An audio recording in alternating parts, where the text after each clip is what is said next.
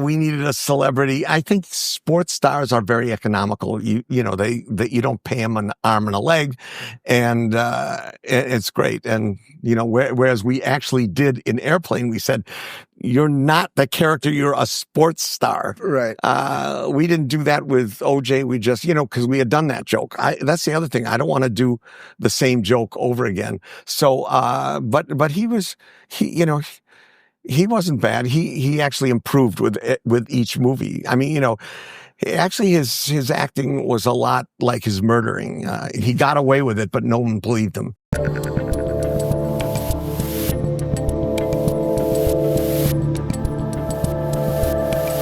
Okay, so now you get through Ruthless People. Does this get us to Naked Gun? Or is yes. Did anything else happen in your life?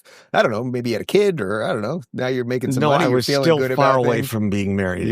Okay, so you're single. Yeah. You've had some hits, some things that weren't quite hits. The Ruthless People was a hit. And then Ruthless People was a hit. So then we thought, but then even though Ruthless People was a hit, our deal didn't throw any money off. We didn't get any profit participation. Mm-hmm. So then we decided, why don't we direct? By this time, we didn't want to carry 3 guys around on every movie. So we decided we'll go off on our own.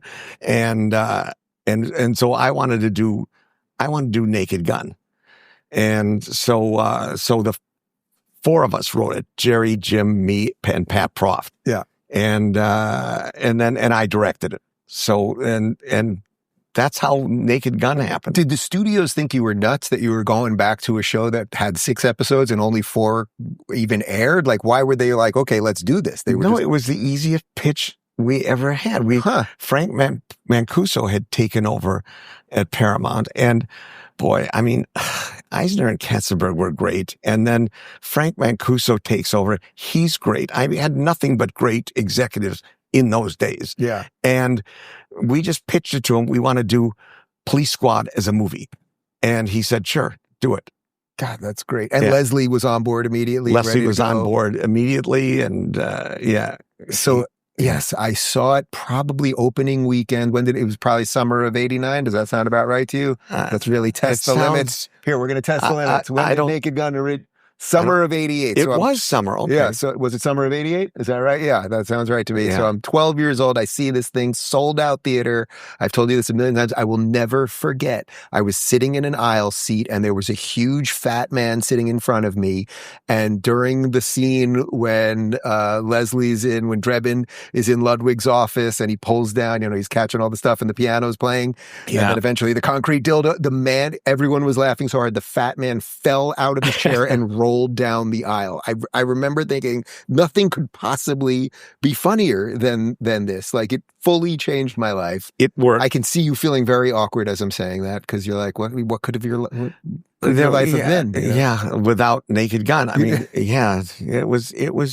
They were all fun. I would do it for nothing. I just, I mean, I need to pay my mortgage, but let's make you watch a scene from Naked Gun. Why don't we do? Let's go to the end of Naked Gun first. I mean, the whole baseball scene, there's so much of it, but let's go. Yeah. Ladies and gentlemen, on behalf of the California Angels and the city of Los Angeles, on the occasion of Her Majesty's royal visit, please welcome internationally renowned opera star Enrico Palazzo. So, ladies and gentlemen, let us honor America, as Mr. Palazzo will now sing our national anthem.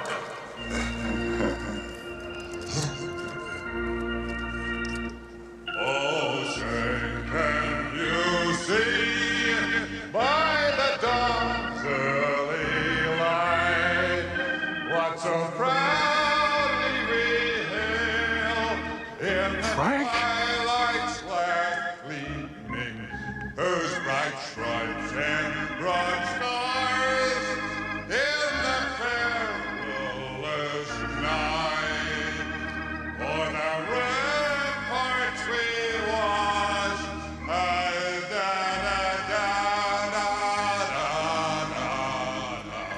And the rockets they glare, but bombs in the air.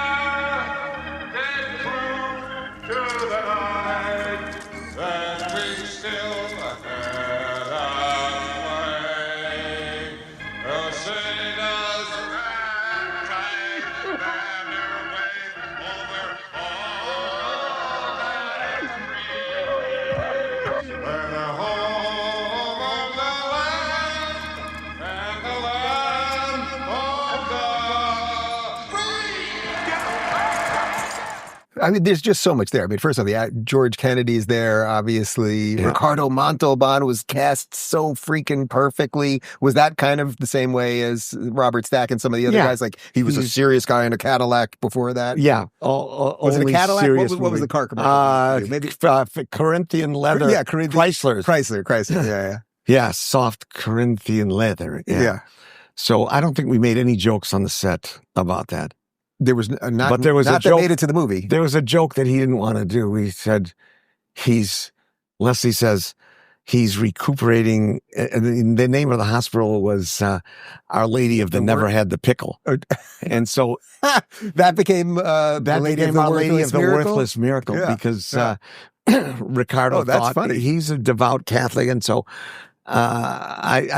he wanted to change it, so we did. Yeah, there's also a great, which maybe we'll add it, maybe we'll do it as the cold close of the show, but there's a great cut scene from the movie where when Leslie goes to visit OJ Simpson, who we'll talk about in a moment, Nordberg in the hospital, but it gets cut out of the original movie where he rushes to the nurse and he tells her, call in, there's a murder or something, call in, there's an attempted murder, call in a 405, and he can't remember the number that he's telling him. Oh, yeah. And they go through like this laundry list of things, and are you saying there's a regicide? A queen has been killed?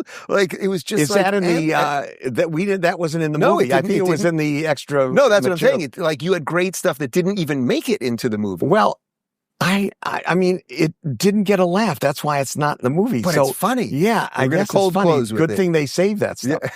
Yeah. Okay, so all right, so Leslie's back in. I mean, just the opening scene, of course, the opening scene, which takes place in Lebanon, which is probably more politically incorrect now, maybe than it was even back then. Just all brilliant. And you did this on what was the budget like? Oh, $14.5 million. Crazy. And how much did Naked Gun make?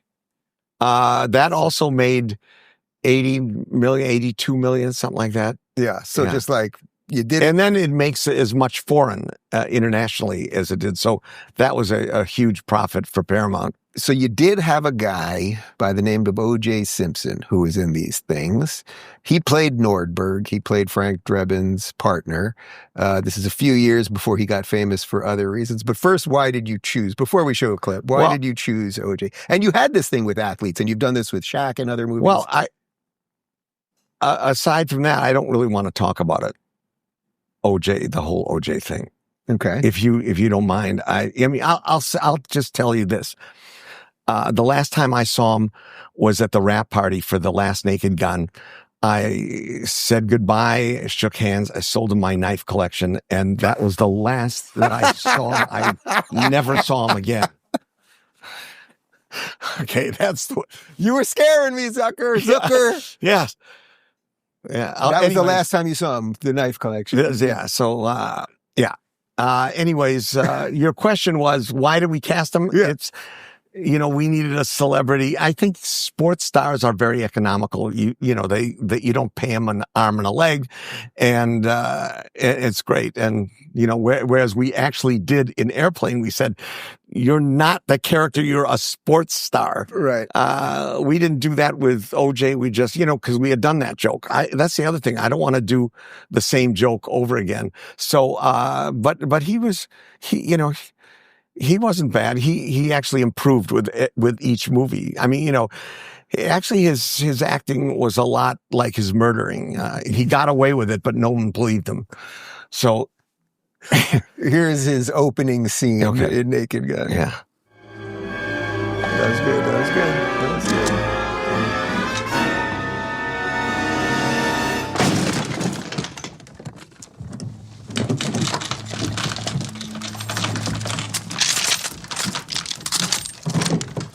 Police! Throw down your guns!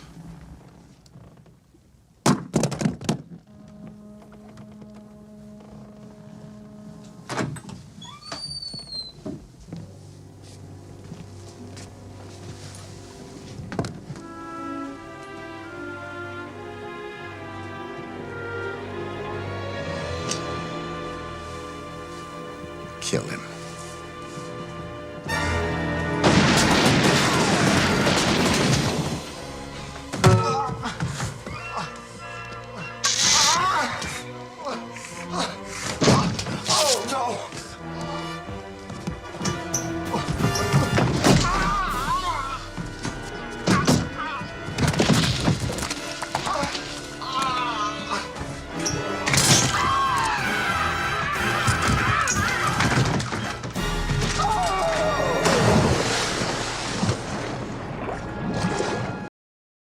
And that's the guy you sold the knives to. Yes. Well, who knew at the time? Yeah.